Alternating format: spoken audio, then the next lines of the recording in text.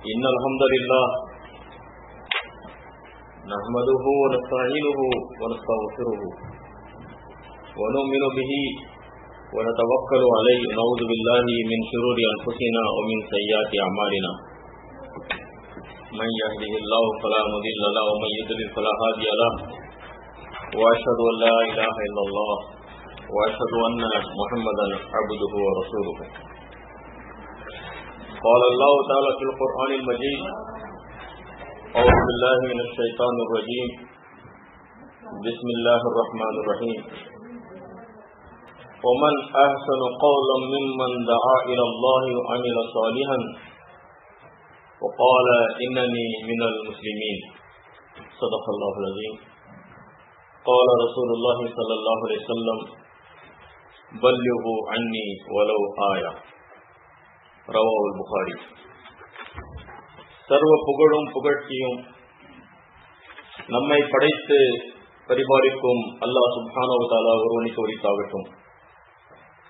அந்த ஏக இறைவனின் சாந்தியும் சமாதானமும் அனைத்து இறை தூதர்கள் மீதும், இறுதி தூதர் அண்ணல் பெருமானார் முஹம்மது ஸல்லல்லாஹு அலைஹி வஸல்லம் அவர்கள் மீதும், அன்னாரின் குடும்பத்தார், சஹாபாக்கள், நல்லோர்கள் நம் அனைவருக்கும் உண்டாகட்டுமாக. இஸ்லாமிய சகோதரிகளே, அஸ்ஸலாமு அலைக்கும் வரஹ்மத்துல்லாஹி வபரகாத்துஹு. பேச்சாளர் பயிற்சி என்ற ஒரு தலைப்பின் கீழ் நாம் சில இஸ்லாமிய வழிமுறைகளை அறிந்து கொள்வதற்காக இந்த முதல் அமர்வு ஏற்பாடு செய்யப்பட்டிருக்கின்றது. நாம் அனைவரும் ஒரு உயரிய நோக்கத்திற்காக இந்த ஜமாத்தில் இணைந்திருக்கின்றோம்.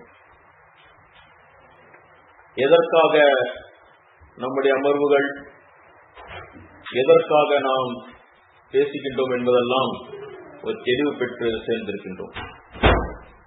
சத்தியத்துக்கு சான்று பகர வேண்டும். இந்த தீனை நம்முடைய தனிப்பட்ட வாழ்விலும், கூட்டு வாழ்விலும், குடும்பத்திலும், சமூகத்திலும் நாம் நிலைநாட்ட வேண்டும், இகாமத் செய்ய வேண்டும் என்ற நோக்கத்திற்காக நாம் இந்த இயக்கத்தில் ஜமாஅத் இஸ்லாமியில் சேர்ந்திருக்கின்றோம். தொடர்ந்து நாம் சொல்லுகின்ற வார்த்தைகள் தான் இவைகள். நாம் ஒரு சான்று பகரும் சமுதாயம். சத்தியத்திற்கு நாம் சான்று பகர்பவர்கள். அல்லாஹ் தஆலா நபிமார்களுக்கு பிறகு இந்த சான்று பகரும் பொறுப்பு முழு முஸ்லிம் உம்மத்திற்கு கொடுத்திருக்கின்றான். ஆக நம்மில் ஒவ்வொருவரும் அந்த ரீதியிலே சான்று பகர வேண்டும், பொறுப்பாளர்களாக இருக்க வேண்டும் என்பது அவ்வப்பொழுது நம்முடைய அமர்வுகள் மூலமாக நீங்கள் செய்தி பெற்றுக் கொண்டுதான் இருக்கின்றீர்கள். அத்தகைய சான்றுகள் இரண்டு வகைப்படும். ஒன்று செயல் சான்று, மற்றொன்று சொல் சான்று. நம்முடைய சொல்லும் இஸ்லாம் சத்தியம் என்று சான்று பகர வேண்டும், நம்முடைய செயலும் இஸ்லாம் உண்மையானது என்று சான்று பகர வேண்டும். சொல் சான்றிலே பிரதானமாக இருப்பது இரண்டு விஷயங்கள். ஒன்று பேச்சு, இரண்டு எழுத்து. நம்முடைய பேச்சும் சான்று பகர வேண்டும். அல்லாஹ்வுடைய தீன் உண்மையானது, மற்றவை அனைத்தும் அசத்தியமானது, தவறானது என்பது நம்முடைய பேச்சும் சான்று பகர வேண்டும், நம்முடைய எழுத்தும் சான்று பகர வேண்டும். இதற்காக தான் நான் பேச்சாளராக ஆக விரும்புகின்றேன், இதற்காக தான் நான் எழுத்தாளராக ஆக விரும்புகின்றேன் என்பதிலே நமக்கு தெளிவு இருக்கிறது. சகோதரிகளே, நாம் வாழும் இந்த காலம் it is a professional world. எந்த பணி செய்தாலும் சிறந்ததாக செய்ய வேண்டும், நல்ல முறையில் செய்ய வேண்டும். அது சிறிய பணியாக இருக்கட்டும், மிகப்பெரிய பணிகளாக இருக்கட்டும். ஆனால் அனைத்திலும் சிறப்பு தன்மை இருக்க வேண்டும் என்றுதான் இந்த உலகம் எல்லா துறைகளிலும் எதிர்பார்க்கின்றது. அப்படி என்றால் சான்று பகரும் இந்த மிகப்பெரிய பொறுப்பில் அல்லாஹ் தஆலா நமக்கு கொடுத்திருக்கின்ற இந்த பேச்சை மிக சிறந்த முறையில் எப்படி செய்வது, பேசுவது என்பது, படிப்பது, புரிந்து கொள்வது ஒரு அவசியமாக இருக்கின்றது. ஆக படித்துக் கொண்டே இருக்க வேண்டும், புரிதலை பெற்றுக் கொண்டே இருக்க வேண்டும். இப்படிப்பட்ட ஒரு பயிற்சி தேவைதானா என்று நீங்கள் நினைக்கக்கூடாது. மாறாக இன்று படித்தவர்களும் தங்களுடைய படிப்பை, அந்த தொடரை விட்டுவிட்டால் அவர்களை தான் இந்த உலகம் படிக்காதவர்கள் என்று பட்டம் தீட்டுகின்றது. அவர்கள்தான் இல்லிட்ரேட். யார் தன்னுடைய அறிவை வளர்த்துக் கொள்ளவில்லையோ, தன்னுடைய அந்த கல்வியை தொடர்ந்து படித்துக் கொண்டே இருக்கவில்லையோ, அவர்தான் இல்லிட்ரேட் என்று இந்த உலகம் சொல்லுகின்றது. ஆக எழுத படிக்க தெரிந்தவர்களும் படித்துக் கொண்டு இருக்க வேண்டும் என்று இன்றைய உலகத்தின் எதிர்பார்ப்பாக இருப்பது என்பதை நீங்கள் புரிந்து கொள்ள வேண்டும். அந்த ரீதியிலேதான் இந்த அமர்வுகள் நடக்க இருக்கின்றன. இன்ஷா அல்லாஹ் மொத்தம் 6 வகுப்புகள் இன்ஷா அல்லாஹ் இருக்கும். என்னுடைய பிரசன்டேஷன் 45 நிமிடம் முதல் ஒரு 50 நிமிடங்கள் வரை 1 மணிக்குள் இருக்கும். அதற்கு பிறகு இந்த பிரசன்டேஷன் சம்பந்தமாக உங்களுடைய கருத்துக்களும் கேள்விகளும் இருக்கும். இவ்வாறாக இந்த தொடர் அமர்வுகள் ஒன்றன் பின் ஒன்றாக இன்ஷா அல்லாஹ் நடக்க இருக்கின்றது. இந்த அமர்வுகளும் நினைவூட்டல். அல்லாஹ் சொல்லுகின்றான், நினைவூட்டுங்கள், வதக்கிர் ஃபைன்ன ஸிக்ரா தன்ஃபஉல் முஃமினீன், முஃமின்களுக்கு நினைவூட்டல் பயனளிக்கும் என்று. அந்த ரீதியிலே இந்த அமர்வுகள் இன்ஷா அல்லாஹ் தஆலா உங்களுக்கும் பேசுகின்ற எனக்கும் பயனளிக்கும். அதற்கான முழு கூலி அல்லாஹ் தஆலாவிடம் இருக்கும் என்பதிலே நமக்கு எந்த சந்தேகமும் இல்லை. இந்த முதல் அமர்வில் நாம் பார்க்க இருப்பது இந்த பேச்சாளர் பயிற்சியினுடைய ஒரு அறிமுகம் தான். அதற்கு பிறகு ஒன்றன் பின் ஒன்றாக இந்த தொடரும் இன்ஷா அல்லாஹ். அந்த ரீதியிலே இன்று நாம் பார்க்க இருப்பது பேச்சாளர் பயிற்சியுடைய அறிமுகம். நம்முடைய தலைப்புகளும் அவற்றின் கட்டமைப்பும், நமது அணுகுமுறை மற்றும் தலைப்புகளில் சிறப்பு அடைதல், சிறப்பு தன்மை அடைதல், ஸ்பெஷலைசேஷனை பற்றி சில விஷயங்களை இன்று நாம் பார்க்க சென்றோம்.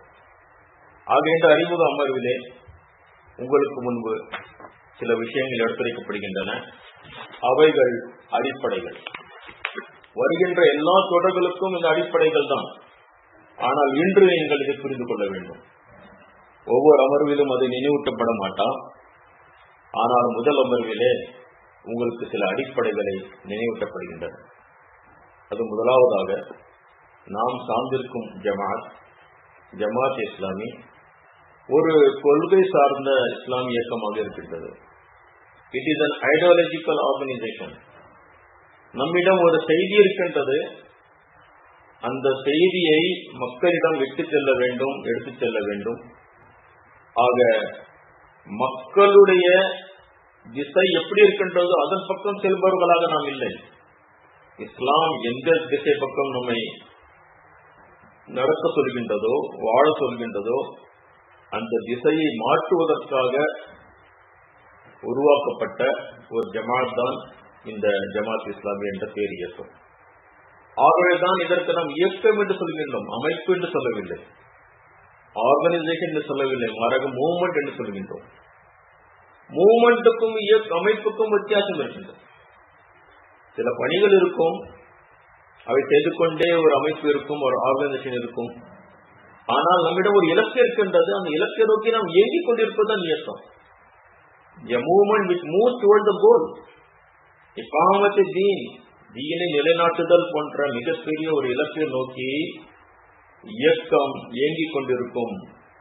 நீங்களும் நானும் அதை இயக்கிக் கொண்டிருப்போம். ஆக உங்களுடைய கான்ட்ரிபியூஷன் தான் இந்த ஐடியாலஜிக்கல் ஆர்கனைசேஷனை, அதாவது இயக்கத்தை, மூவ்மெண்டை இயக்கிக் கொண்டிருக்கும். ஆக நாம் ஒரு இயக்கம் என்பதிலே நீங்கள் தெளிவாக இருக்க வேண்டும். இயங்குவதுதான் நம்முடைய தன்மை. இலக்கை நோக்கி நாம் இயங்கிக் கொண்டு இருக்க வேண்டும். நம்முடைய பணியிலே இரண்டாவது அடிப்படை, இந்த இலக்கை நோக்கிய மக்களுக்கு விழிப்புணர்வு உருவாக்குதல், மாற்றத்தை ஏற்படுத்துதல் ஜமாத்துடைய பிரதான பணி. அதற்கு நீங்களே சான்றாக இருக்கலாம். சில ஆண்டுகளுக்கு முன் நீங்கள் மார்க்கத்தை புரிந்த விதமும், இந்த இயக்கத்தில் இணைந்த பிறகு நீங்கள் புரிந்த விதத்திலும் ஒரு மாற்றம் இருக்கலாம், புரிதலில் வித்தியாசம் இருக்கலாம். அது விழிப்புணர்வு ஏற்படுத்துதல் நம்முடைய பிரதான பணி. அதற்காக நாம் நிகழ்ச்சிகளை நடத்துகின்றோம், அதற்காக பேசுகின்றோம். ஆக சகோதரிகளே, இது இரண்டாவது முக்கிய புள்ளி. நாம் எங்கு சென்றாலும், எந்த சபையில் இருந்தாலும் அங்கு ஒரு விழிப்புணர்ச்சி உருவாக்க வேண்டும், அவேர்னஸ், புரிதலை கொடுக்க வேண்டும்.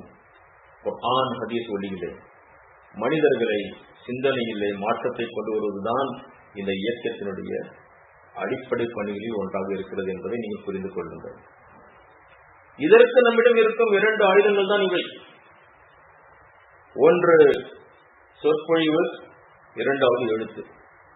நான் ஏற்கனவே சொன்ன பிரகாரம் சான்று பகிர்வதிலே சொல் சான்று இருக்கின்றது. அந்த சொல் சான்றிலே அல்லாஹ் தஆலா நமக்கு இயல்பாகவே கொடுத்த மிகப்பெரிய ஒரு அருட்கொடை பேச்சு.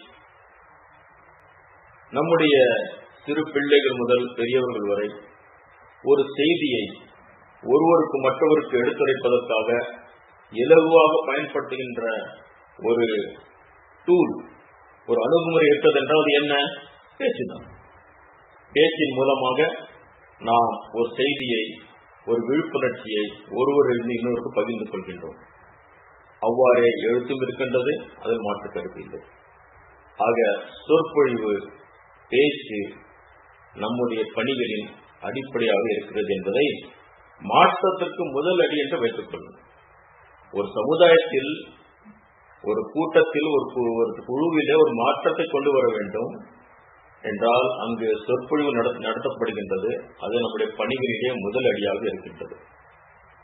இவையெல்லாம் நாம் செய்த பிறகு எதை உருவாக்க விரும்புகின்றோம்? சில நேரங்களில் கேள்வி கேட்பேன், நீங்க பதில் சொல்லணும். வெரி பிராங்க்லி நீங்க சொல்லலாம், இது ஒரு ஊழியர்கள் கூட்டம், இது பொது அமர்வு அல்ல. இந்த கொள்கை சார்ந்த இயக்கம், விழிப்புணர்ச்சி, சொற்பொழிவு எல்லாம் செஞ்சு நம்ம எதை உருவாக்க விரும்புகின்றோம்? சொல்லுங்க.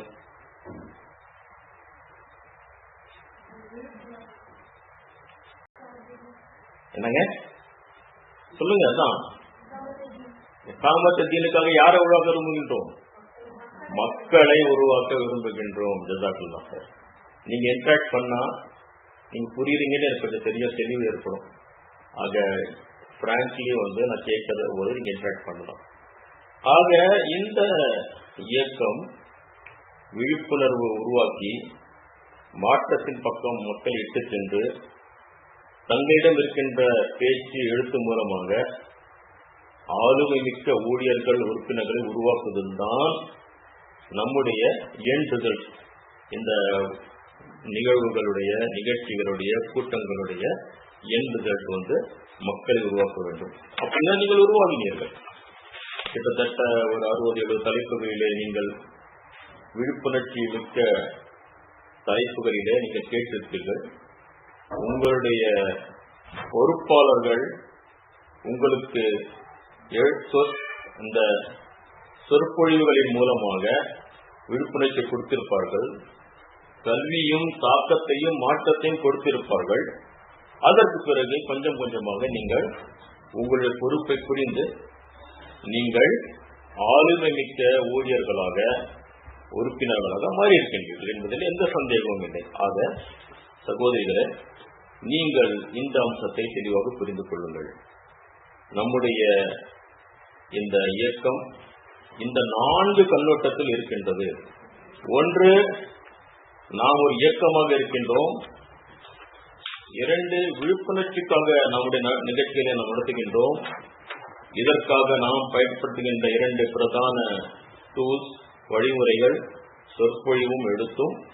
4வது, இதன் மூலமாக எண்ட் ரிசல்ட் ப்ராடக்ட் நாம் விரும்புவது நல்ல ஊழியர்கள், சகோதர சகோதரிகள் உருவாக வேண்டும். சரிங்களா? இப்பொழுது நம்முடைய தலைப்புகளும் அதனுடைய கட்டமைப்பும் எப்படி இருக்கும் என்பதை நீங்கள் பார்க்க வேண்டும். இதெல்லாம் அடிப்படைகள், ஃபண்டமெண்டல்ஸ் ஆஃப் ஸ்பீக்கர்ஸ் ஃபோரம். பேச்சுடைய அடிப்படைகளை நாம் எடுத்து வைக்கின்றோம். நாம் தயாரிக்கும் போது அதனுடைய கட்டமைப்பு எப்படி இருக்க வேண்டும், எந்த சிந்தனை நோக்கத்திலே நம்முடைய தயாரிப்பு இருக்க வேண்டும் பார்க்கும்பொழுது, முதலாவதாக நம்முடைய பேச்சு சிந்தனை தெளிவை உருவாக்க வேண்டும். நாம் ஏதோ தலைப்பில் பேசி அதனுடைய பல்வேறு பரிணாமங்களை எடுத்து வைத்து சொல்லி சென்று விட்டோம் என்றார்கள் அல்ல. மாறாக அந்த சபையில் நீங்கள் அந்த தலைப்பில் ஒரு சிந்தனை தெளிவை நீங்கள் கொடுக்க வேண்டும். கேட்போருக்கு சிந்தனை தெளிவு பெற்று செல்ல வேண்டும். இந்த கண்ணோட்டத்தில் தான் உங்களை பேச்சு இருக்க வேண்டுமே தவிர வெறும் பேச்சு என்ற முறையிலே செய்திகளை வாரி வழங்குவதற்காக நாம் பேசுவதில்லை. மாறாக நாம் எதிர்பார்க்கின்ற முதல் மாற்றம் சிந்தனை தெளிவு. எந்த தலைப்பு இருந்தாலும் சரி, அந்த தலைப்பில் நீங்கள் சிந்தனை தெளிவை உருவாக்க வேண்டும். இந்த 3 வார்த்தைகள் பிரதான வார்த்தைகள். பல முறை கேட்டிருப்பீர்கள். நம்முடைய உரையிலே கல்வி இருக்கும். அந்த கல்வி ஒரு தாக்கத்தை கொடுக்க வேண்டும். அந்த தாக்கம் ஒரு மாற்றத்தை கொடுக்க வேண்டும். வெறும் அது செவி வழியிலே சென்று வெளியே செல்லக்கூடாது. நம்முடைய நாவின் மூலமாக, பேச்சின் மூலமாக வருகின்ற அந்த செய்தி, அந்த சிந்தனை தெளிவு கேட்போருடைய செவியில் இருந்து நுழைந்து மனதில் அது தாக்கத்தை ஏற்படுத்தி அவருடைய வாழ்க்கையில ஒரு மாற்றத்தை ஏற்படுத்த வேண்டும். ஆக இந்த அம்சமும் உங்களுக்கு தெளிவாக இருக்க வேண்டும். இதுவும் ஒரு அடிப்படை. ஆக நோக்கம் மாற்றம் தான், சடங்கு ரீதியான அணுகுமுறை இல்லை. ஏதோ நான் பேச வேண்டும், பேசிவிட்டேன். பல்வேறு புத்தகங்களிலிருந்து எடுத்து புதிய புதிய செய்திகளை சொல்ல வேண்டும், அது நோக்கம் அல்ல. மாற்றம் தான் நோக்கம். திருக்குர்ஆனுடைய ஒவ்வொரு வசனமும் இறங்கிய நோக்கமே மாற்றத்தை ஏற்படுத்துவதற்கு தான். பெருமானார் ஸல்லல்லாஹு அலைஹி வஸல்லம் ஒவ்வொரு நபி வழியும் மாற்றத்தை ஏற்படுத்துவதற்கு தான். ஆக சடங்கு ரீதியான அணுகுமுறையை நம்முடைய பேச்சில் இருக்கக்கூடாது. ஏதோ இந்த தலைப்பில் பல்வேறு விஷயங்கள் வந்துவிட்டன, தெரிந்துவிட்டன, அதை நான் சொல்லிவிட்டேன் என்றல்ல. உண்மையிலேயே சிந்தனை தெளிவு நான் கொடுத்தேனா, நான் போதிக்கும் இந்த கல்வி தாக்கத்தையும் மாற்றத்தையும் ஏற்படுத்தியதா, மாற்றத்தை நோக்கி என்னுடைய உரை இருந்ததா, என்னுடைய சடங்கு ரீதியான உரையாக இருந்ததா? இப்படி சொல்வார்கள். நம்முடைய நோக்கம் டிரான்ஸ்பார்மேஷனல், டிரான்சாக்ஷனல் அல்ல. என்ன அர்த்தம்? ஒரு மாற்றம், ஒரு டிரான்ஸ்பர் ஆக வேண்டும், ஒரு நிலையில் இன்னும் உயர வேண்டும். ஒரு சடங்கு ரீதியான டிரான்சாக்ஷனல் அப்ரோச் இல்ல. ஒரு ரியால் நான் கொடுத்தேன், குபூசுடைய ஒரு பாக்கெட் வாங்கினேன் இல்ல. ஒரு பிசினஸ் மாதிரி அல்ல இது. மாறாக நாம் வைத்திருக்கின்ற இந்த செய்தி மக்களுடைய மனதில் சென்று அவர்கள் தாக்கத்தையும் மாற்றத்தையும் பெற வேண்டும் என்பது நோக்கமாக இருக்கிறது. இதற்காக நாம் படிப்படியான அணுகுமுறையை மேற்கொள்கின்றோம். முதலிலே உங்களுக்கு சொல்ல வேண்டிய செய்தி முதலில் சொன்னோம். கோர் குரூப்பில் சொல்ல வேண்டிய செய்தி அடுத்ததாக சொன்னோம். ஸ்டடி சர்க்கிளுக்கு சொல்ல வேண்டியதை ஸ்டடி சர்க்கிளில் சொன்னோம். கார்ட்டூன் வட்டத்தில் பேசுவது கார்ட்டூனுடைய தலைப்புகளாக இருந்தன. Step by step approach is ஒரு அடிப்படை. எந்த விஷயமும் குர்ஆன் மற்றும் நபிவழியினுடைய அணுகுமுறையில் அப்பாற்பட்டதல்ல. எல்லாத்துக்கும் ஆதரவு இருக்கின்றது. மக்காவில் இறங்கிய வசனங்கள் முதலிலே வர வேண்டிய அம்சங்கள் அல்லாஹ் தஆலா சொல்லுகின்றான். மதீனாவில் இறங்கிய வசனங்கள் அடுத்து வர வேண்டியவை அது சொல்லுகின்றான்.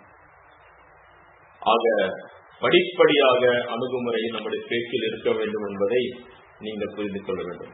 ஆக சகோதரிகளே, கடந்த 2 ஸ்லைட்ஸில் நான் சில அடிப்படைகளை உங்களுக்கு வைத்திருக்கின்றேன். மனதில் நிறுத்திக் கொள்ளுங்கள். நீங்கள் தயாரிக்கும் உரை, நீங்கள் பேசுகின்ற பேச்சு இந்த 8 புள்ளிகளை சுற்றி இருக்க வேண்டும் என்பது, 8-9 புள்ளிகளை சுற்றி இருக்க வேண்டும் என்பது நீங்கள் மனதில் வைத்துக் கொள்ளுங்கள். இந்த கண்ணோட்டத்தில் நீங்கள் பேச்சை தயார் செய்வதற்காக அமரும் பொழுது இன்னும் சில விஷயங்கள் நீங்கள் மனதில் கொள்ள வேண்டும். உங்களுடைய உரையின் கட்டமைப்பு முதலிலே நான் சொன்ன பிரகாரம் கல்வி, தாக்கம், மாற்றமின் அடிப்படையில் இருக்க வேண்டும். ஒரு 35 முதல் 40 நிமிடங்கள் வரை உரை இருக்க வேண்டும். அறிவியல் ரீதியாக நிரூபிக்கப்பட்ட ஒரு கால அவகாசம் இது. ஒரு பேச்சு 40 நிமிடங்கள் தாண்டிவிட்டால் மக்கள் அந்த தொடர் கவனமாக கேட்கும் தன்மையிலிருந்து கொஞ்சம் கொஞ்சமாக விலகி விடுவார்கள். ஆகவேதான் பள்ளிக்கூடத்துடைய அந்த பீரியட்ஸும் 40 நிமிடங்கள் தாண்டுவதில்லை. ஆகவேதான் உங்களுடைய முயற்சியிலே இந்த டைம் லிமிடேஷன் மேனேஜ்மெண்ட்டும் மிக அவசியமாக இருக்கிறது. இவ்வாறு உங்களுடைய கட்டமைப்பு இருக்கலாம். முதல் 5 முதல் 10 நிமிடங்கள் வரை தலைப்பை பற்றி அறிமுகம் இருக்கட்டும். 25 முதல் 30 நிமிடங்கள் தலைப்பை ஒட்டிய பிரதான தகவல்கள், குர்ஆன், ஹதீஸ், சீராவுல் ஒளியில், நடைமுறை உதாரணங்கள் ஒளியில், சஹாபா பெருமக்களுடைய வாழ்க்கையின் ஒளியிலே நீங்கள் சொல்ல வேண்டும். இறுதியாக 5 நிமிடங்கள் நாம் இந்த உரையிலிருந்து பெற வேண்டிய கல்வி என்ன, தாக்கம் என்ன, மாற்றம் என்ன, கேட்டோர் எதை எடுத்து செல்ல வேண்டும், அவர்கள் வாழ்க்கையில் இந்த உரை எந்த பாதிப்பை ஏற்படுத்த வேண்டும் என்ற ரீதியிலே நீங்கள் கடைசியிலே அவர்கள் செய்தி செல்ல வேண்டும். அவர்கள் ஒரு முடிவோடு செல்ல வேண்டும். ஆம், நான் இவ்வாறு மாற வேண்டும் என்று அவர்களுக்கு வர வேண்டும். ஆக சகோதரிகளே, இவ்வாறாக தலைப்புகளின் சிறப்பு அடைதல் எப்படி என்பதை நாம் புரிந்து கொள்ள வேண்டும். இப்படிப்பட்ட ஒரு உரை எப்படி தயார் செய்வது, அதற்காக நாம் எப்படி நம்மை உயர்த்திக் கொள்வது, how to be specialized, how to be professional, மிக சிறந்த முறையிலே பேச்சாளராக அல்லாஹ்வுடைய இந்த செய்தியை விழிப்புணர்ச்சி கொடுப்பதற்கு, சான்று பகிர்வதற்கு நான் எப்படி உயர்த்திக் கொள்வது, அதற்கு நான் எப்படி சிறப்பு அடைவது என்பதிலே நமக்கு கவலையும் இருக்க வேண்டும், அக்கறையும் இருக்க வேண்டும். அதன் அடிப்படையில் தான் இன்று நீங்கள் வருகை தந்திருக்கின்றீர்கள். அந்த ரீதியிலே இந்த தொடர் அமர்வுகள் இந்த சிறப்பு அடைதல், பீயிங் ஸ்பெஷலைஸ்ட், பீயிங் ப்ரொஃபஷனல், நல்ல முறையிலே சிறப்பாக இஸ்லாமிய பேச்சாளர்கள் குர்ஆன் ஹதீஸ் வழியிலே எப்படி பேசுவது என்ற அந்த முறைமையை நீங்கள் கட்டாயமாக படிக்க வேண்டும், கற்றுக்கொள்ள வேண்டும். ஏனென்றால் இன்று இந்த இடத்தில், இந்த நகரத்தில் நீங்கள் பெற்ற இந்த படிப்பினை இங்கே பலர் இருக்கிறார்கள் பேசுவதற்கு. ஆனால் ஒரு காலம் வரும்,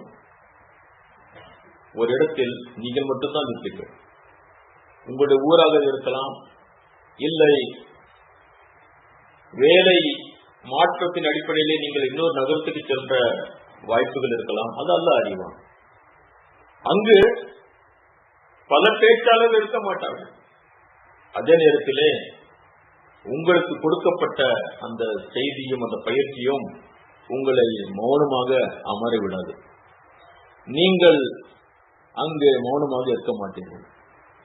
உங்களுடைய மனது துடித்துக் கொண்டிருக்கும் இந்த செய்தி இங்க இருக்கிற நகர மக்களுக்கு செல்ல வேண்டும், என்னுடைய ஊருக்கு செல்ல வேண்டும், நான் இப்போது செல்கின்ற இடத்துக்கு செல்ல வேண்டும், சொல்ல வேண்டும் என்று நீங்கள் துடிப்பீர்கள் என்றால் அந்த இடத்தில் நீங்கள் ஆஹா, இந்த திறமையிடம் இல்லையே, எனக்கு இந்த பயிற்சி நான் பெறவில்லையே என்ற ஒரு ஆதங்கம், ஒரு கவலை உங்களுக்கு கட்டாயமாக இருக்கக்கூடாது. இதற்கு முன்பு இந்த நகரத்தில் சென்ற சகோதரிகள், அவர்களிடம் நீங்கள் கேட்டு பார்த்தால் அவருடைய முக்கியத்தை நீங்கள் அறிவீர்கள். ஆக சகோதரர்களே, சகோதரிகளே, இது ஒரு வாய்ப்பு. இந்த வாய்ப்பை நீங்கள் உங்களுக்காக பயன்படுத்திக் கொள்ளுங்கள், உங்களுடைய ஈரோலக வெற்றிக்காக பயன்படுத்திக் கொள்ளுங்கள், உங்களுடைய வளர்ச்சிக்காக, இந்த பணியை சிறப்பான முறையில் செய்வதற்காக நீங்கள் பயிற்சி பெற்றுக் கொள்ளுங்கள் என்பதை இந்த அறிமுக வரையில் நான் உங்களுக்கு சொல்ல ஆசைப்படுகிறேன். ஆக தலைப்பை சிறந்த முறையில் செய்வதற்கு சில வழிமுறைகள் இருக்கின்றன. அது முதலாவதாக ஒரு பேச்சாளருடைய அகநிலை புறநிலை பற்றிய பயிற்சி இருக்க வேண்டும். இது ஒரு அடிப்படையான வார்த்தை, மிகவுமே மனதில் நிறுத்திக் கொள்ள வேண்டிய வார்த்தை. இங்குதான் ஒரு பேச்சாளர், இஸ்லாமிய பேச்சாளருக்கும் மற்ற பேச்சாளருக்கும் உள்ள வித்தியாசத்தை நீங்கள் பார்க்கலாம். மற்ற பேச்சாளர்களுடைய பயிற்சி மையங்களிலே புறநிலை பற்றி தான் பேசப்படும். How you should be professional in talking, உங்களுடைய வார்த்தைகள் எப்படி இருக்க வேண்டும், உங்களுடைய வாய்ஸ் மாடுலேஷன் ஏற்றத்தாழ்வு எப்படி இருக்க வேண்டும், குரலுடைய ஏற்றத்தாழ்வு எப்படி இருக்க வேண்டும், உங்களுடைய பாடி லாங்குவேஜ், நீங்கள் கைகளை எப்படி அசைக்க வேண்டும், உங்களுடைய தலையை எந்த பக்கத்தில் எதுவரை எப்படி செல்ல வேண்டும், எல்லாம் சொல்லிக் கொடுப்பார்கள். ஆனால் நாம் அதை அதிகமாக சொல்லப் போவதில்லை. நாம் சொல்லுவது அகநிலை, உள் இன்சைட், உள்ளத்தில் இருக்கும் நிலை, அகத்தில் இருக்கும் நிலை. அது வெளியே தெரியாது. ஒரு இஸ்லாமிய பேச்சாளருடைய உள்நிலை எப்படி இருக்கும் என்பது நாம் 3 அமர்வில் எடுக்க இருக்கின்றோம்.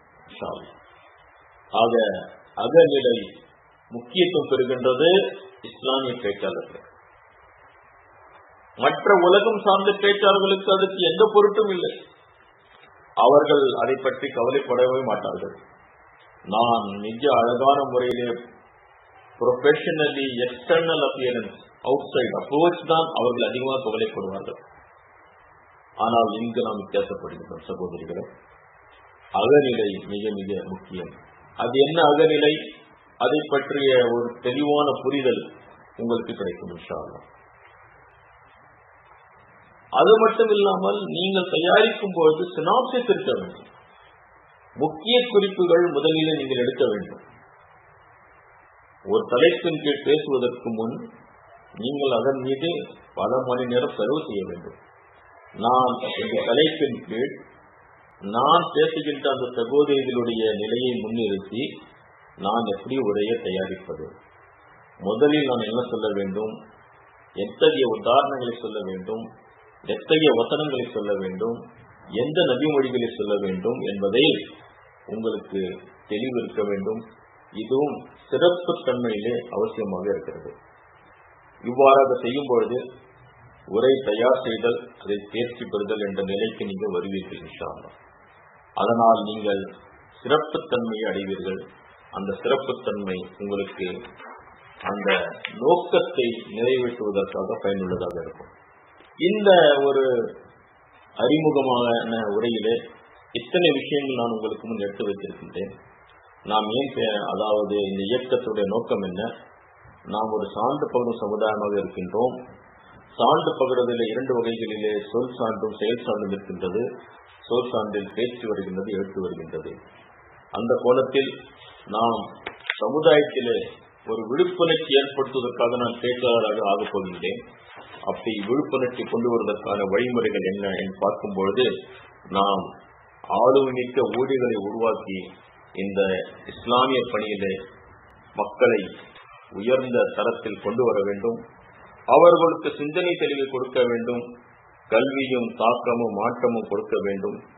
வெறும் சடங்கு ரீதியாக இல்லாமல் படிப்படியாக அவர்களை நாம் உயர்த்த வேண்டும் என்பதை இந்த அறிமுகத்தை நீங்கள் மனதில் வைத்துக் கொண்டு இந்த மீதியுள்ள 10 நிமிடங்களிலே நான் அகநிலையினுடைய சில அம்சங்களை உங்களுக்கு முன் எடுத்து வைக்க ஆசைப்படுகின்றேன்.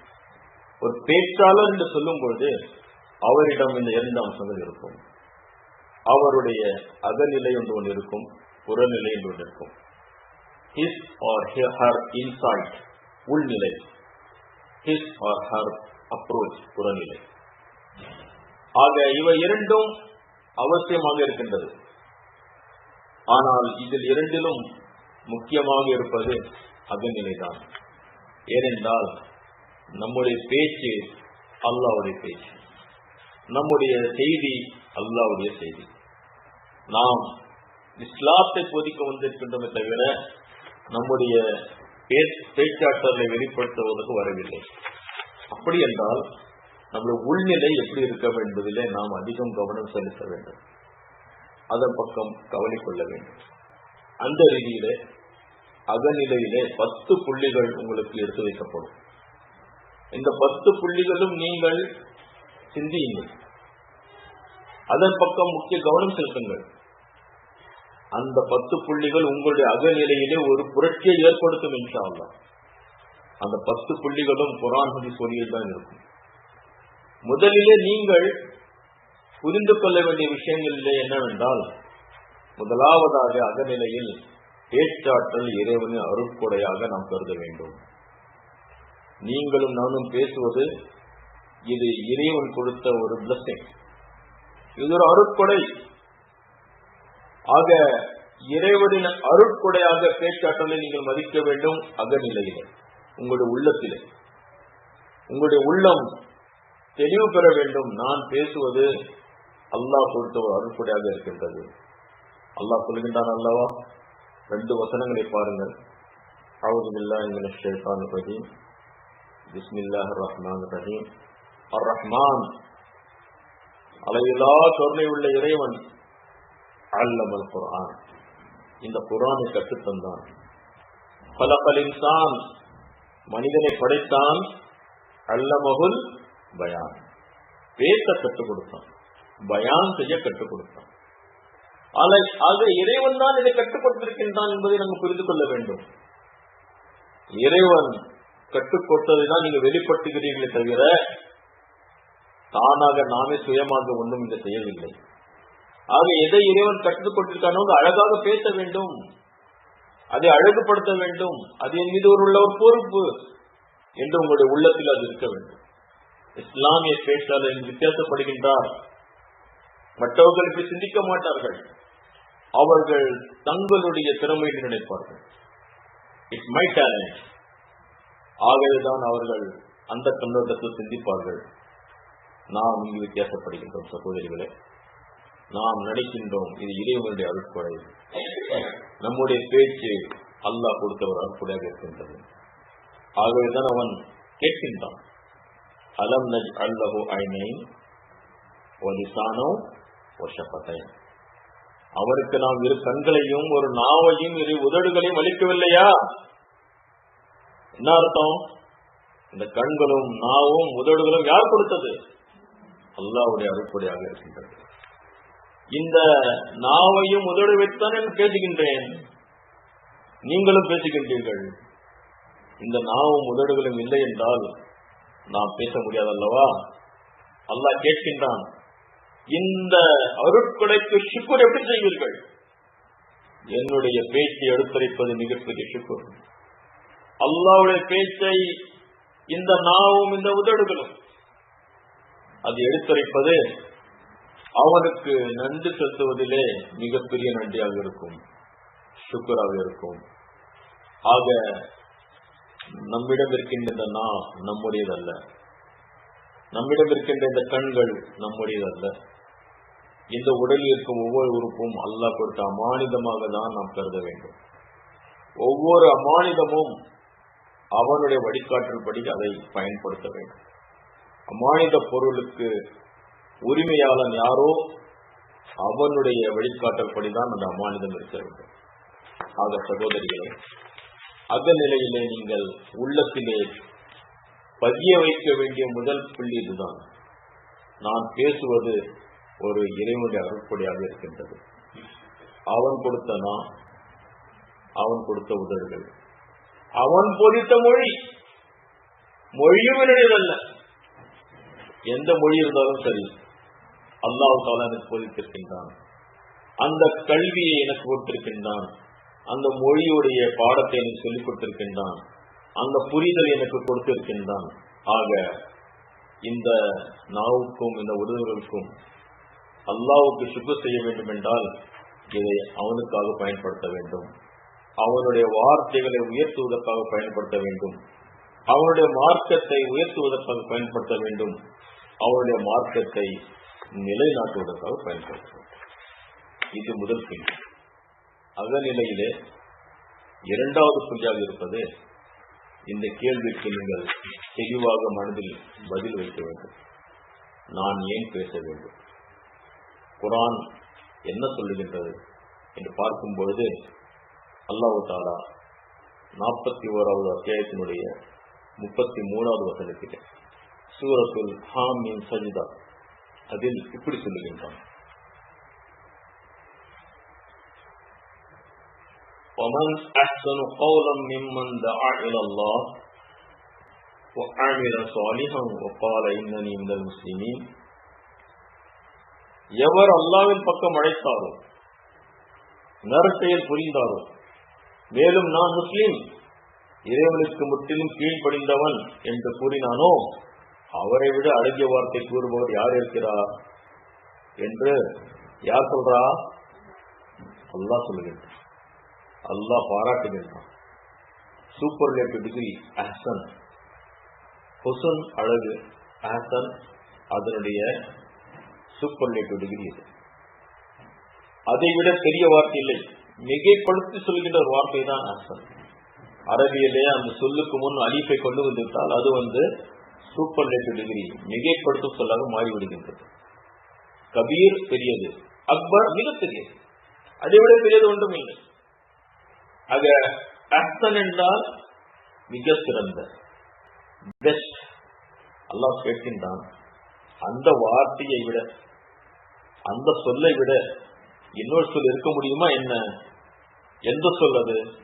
எவர் அல்லாஹ்வின் பக்கம் அழைத்தாரோ, நற்செயல் புரிந்தாரோ, நான் முஸ்லிம் என்று சான்று பகர்ந்தாரோ அவராக.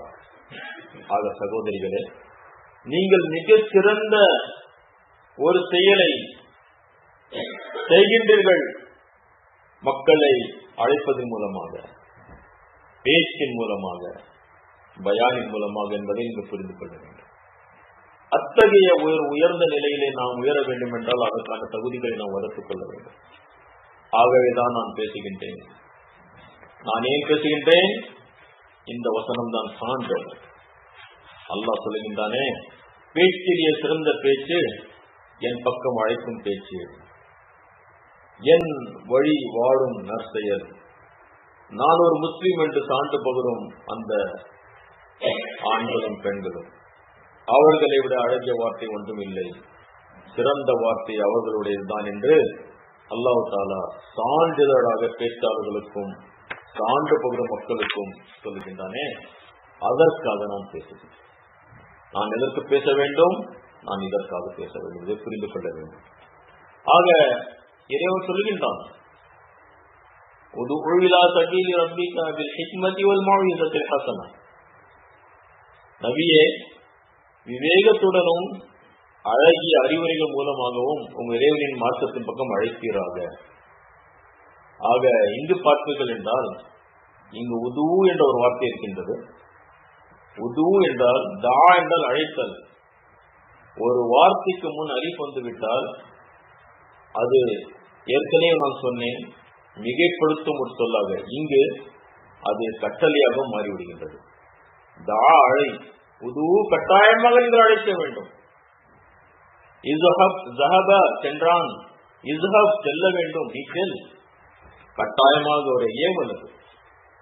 இங்கு அல்லாஹ் சொல்லுகின்றான், உது அழையுங்கள், இலா சபீலி ரப்பிக், உம் இறைவனின் மார்க்கத்தின் பக்கம் அழைக்க வேண்டும். ஆனால் ஹிக்மத்துடன், விவேகத்துடன், அழகிய அறிவுரைகள் மூலமாக நீங்க அழைக்க வேண்டும். இந்த வசனம் நபியை பார்த்து பேசுகின்றது. நபிக்கு பின் இந்த பொறுப்பு நபியுடைய உம்மத்தின் மீது வருகின்றது. ஆக நாமும் அழைக்க வேண்டும்.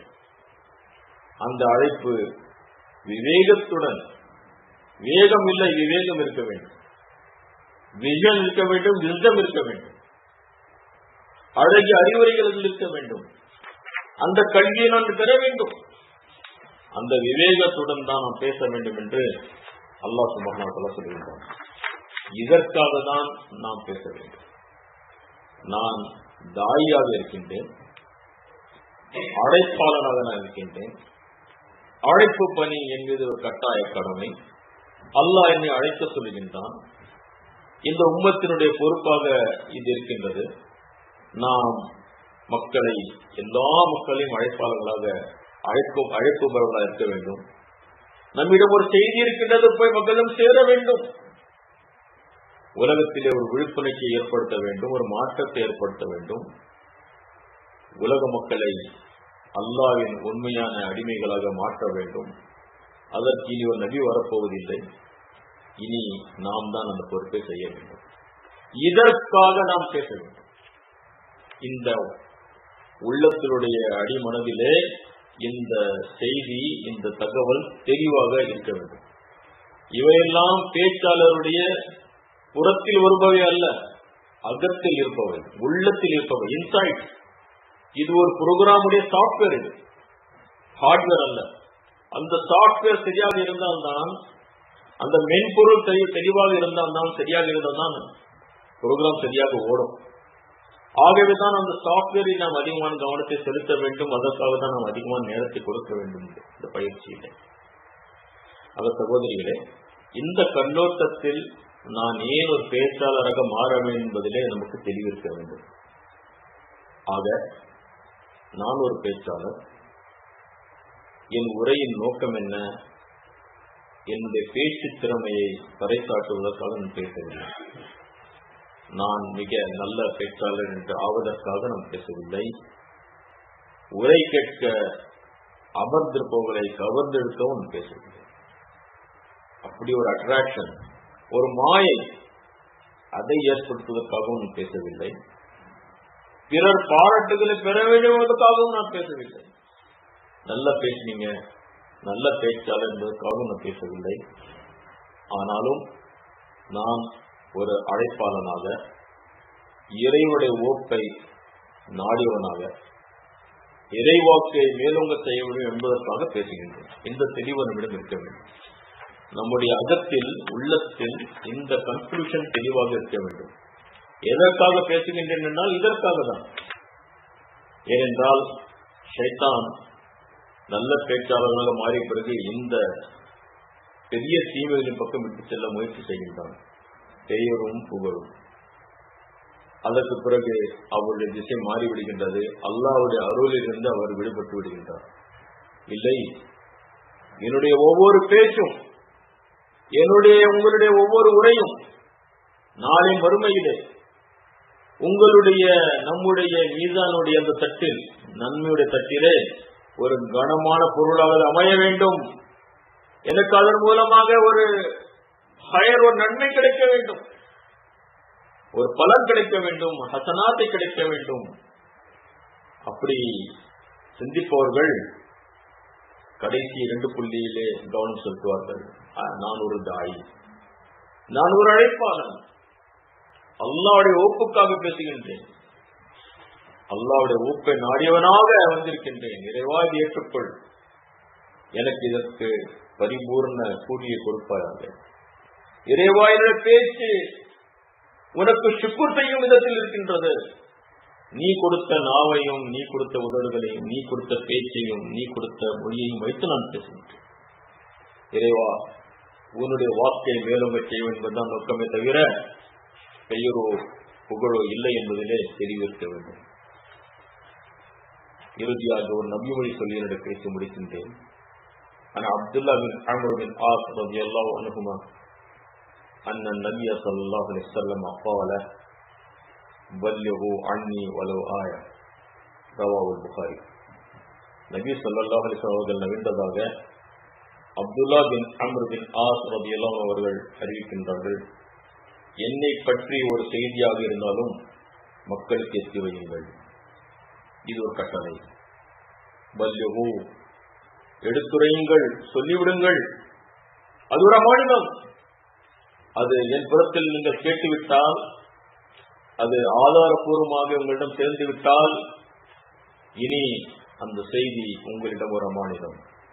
பல்லுகு, எத்தி வைத்து விடுங்கள். அது பிறருக்கு சொல்லிவிடுங்கள். அது ஒரு செய்தி இருந்தாலும் சரி, அதற்கு பெரிய பட்டத்தை பெற்று பெரிய ஆலிமாவாக மாறி நான் பேசுவதல்ல.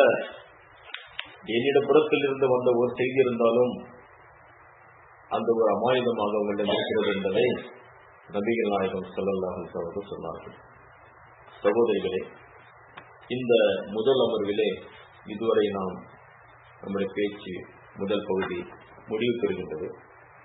நான் இந்த முதல் பகுதியில நாம் ஒரு சான்று பகரும் சமுதாயம், பேச்சிலும் எழுத்திலும் அந்த ரீதியிலே நாம் நம்மை தயார்படுத்த வேண்டும். ஆக நம்முடைய அறிமுகம் என்ன என்று பார்க்கும்பொழுது, குறிப்பாக இந்த ஜமாத் ஒரு ஐடியாலஜிக்கல் ஒரு மூவ்மெண்டாக இருக்கின்றது, ஒரு கொள்கை ரீதியான ஜமாத்தாக இருக்கின்றது. இலக்கிய நோக்கி பயணிப்பவர்களாக நாம் இருக்கின்றோம். விழிப்புணர்வு ஏற்படுத்துதல் நம்முடைய நோக்கமாக இருக்கிறது. அதற்கு சொற்பொழிவை நாம் பயன்படுத்துகின்றோம். மக்களை இஸ்லாமிய சிந்தனையாளர்களை உருவாக்குவது நோக்கமாக இருக்கிறது. அது சிந்தனை தெளிவு, கல்வி, தாக்கம், மாற்றத்தை நோக்கி நம்முடைய உரை படிப்படியான அணுகுமுறை மூலமாக இதை நாம் செய்ய இருக்கின்றோம். ஆக அந்த ரீதியிலே நம்முடைய உரையில் கட்டமைப்பு இருக்க வேண்டும். அந்த ரீதியிலே நாம் சிறப்பு பெற வேண்டும். அந்த சிறப்பிலே முதலாக வருவது அகநிலையும் புறநிலையும். அந்த அகநிலையிலே நம்முடைய உள்ளத்தில் சில அம்சங்களை தெளிவாக பதிய வைக்க வேண்டும். அதில் இன்று 2 புள்ளிகளை பார்த்திருக்கின்றோம். முதலாவதாக பேச்சாற்றல், இறைவனின் அருட்கொடை. இரண்டாவது, நான் ஒரு தாயாக இருக்கின்றேன், அழைப்பாளராக இருக்கின்றேன், என் மீது ஒரு பொறுப்பு இருக்கின்றது, இது இறை கட்டளையாக இருக்கின்றது, இது நபி வழியாக இருக்கின்றது, இது அன்னலாருடைய போதனையாகவும் கட்டளையாகவும் இருக்கின்றது. ஆக அந்த கட்டளையின் அடிப்படையிலே ஒரு செய்தி கிடைத்தாலும் எத்தி வைப்பது என்பது கடமையாக இருக்கின்றது. ஆகவே தான் நான் பேசுகின்றேன். பேச்சிலே சிறந்த பேச்சு அல்லாஹ்வுடைய பேச்சு. அல்லாஹ் பாராட்டுகின்றான். அதை விவேகத்துடனும் அழகிய உபதேசங்களுடன் நாம் மக்களை அழைக்க வேண்டும். அது உரையின் நோக்கம் பேச்சு திறமையை பறைசாற்றுவதோ கவர்வதோ அல்ல, பாராட்டு அல்ல. மாறாக நான் இறைவனின் ஓப்பை நாடிவனாக, அழைப்பாளனாக, இறைவாக்கை மேலோங்க நான் பேசுகின்றேன் என்ற சிந்தனை நம்முடைய அகநிலையில் இருக்க வேண்டும். இன்ஷா அல்லாஹ் தஆலா 3வது புள்ளியாக நம்முடைய உரையின் துவக்கம் எங்கிருந்து ஆரம்பமாக வேண்டும் என்பதை நாம் அடுத்த அமர்வில் பார்க்க இருக்கின்றோம். இதுதான் நம்முடைய ஹோம்ஒர்க்கும் கூட. இன்ஷா அல்லாஹ் நாம் அடுத்த அமர்வில் கேட்போம். உரையின் துவக்கம் எங்கிருந்து, எப்படி நாம் நம்முடைய உரையை துவங்க வேண்டும் என்பதை நாம் பேச இருக்கின்றோம். வல்லா அல்லாஹ் இந்த அமர்வை ஏற்றுக்கொள்வானாக. அவனுடைய வார்த்தைகளை மிக சிறந்த முறையிலே மக்களுக்கு எடுத்தளிக்கும் திறமையையும் கல்வியையும் தௌஃபீகையும் நம் அனைவருக்கும் கொடுப்பானாக. வாஹிரு தஅவானா அல்ஹம்துலில்லாஹி ரப்பில் ஆலமீன். அஸ்ஸலாமு அலைக்கும் வரஹ்மத்துல்லாஹி வபரகாத்துஹு. இன்னல் ஹம்தலில்லாஹ் நஹ்மதுஹு